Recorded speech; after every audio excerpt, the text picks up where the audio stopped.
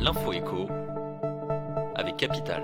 Le chiffre du jour, 170, c'est le nombre approximatif de hauts fonctionnaires de Bercy qui perçoivent une rémunération supérieure à celle du président de la République, soit plus de 15 140 € bruts par mois.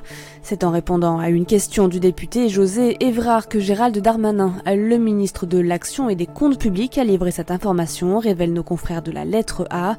Le gouvernement a cependant rappelé que ces substantielles rémunérations concernent essentiellement des agents affectés à l'étranger, ainsi que certains hauts fonctionnaires exerçant d'importantes responsabilités, qui peuvent parfois eux-mêmes gérer plusieurs milliers d'agents. L'info pratique, Capital, avez-vous déjà été victime de surbooking ou avez-vous déjà été confronté à la perte de vos bagages lors d'un voyage en avion ou en bateau? Ces incidents, même rares, peuvent tout de même rapidement gâcher vos vacances. Heureusement, à chaque problème sa solution. Retard de train, annulation de votre réservation à l'hôtel, problème lors de la location d'un véhicule. Capital a dressé pour vous une liste de pépins que vous pourriez rencontrer au cours de l'été et vous donne la parade à dégainer dans chaque situation.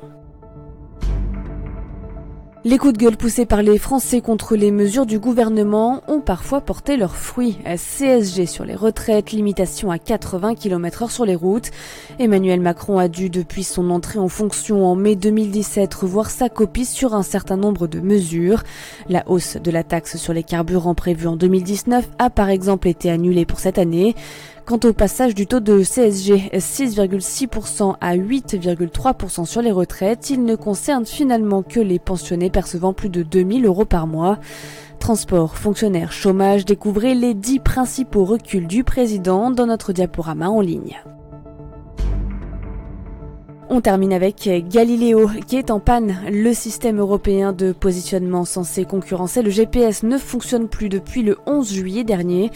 Une panne qui serait due à un incident technique lié à son infrastructure terrestre.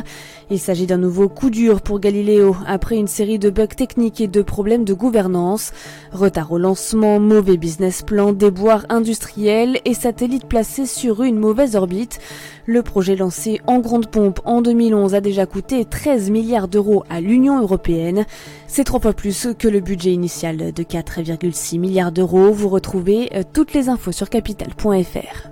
C'était l'info écho avec Capital.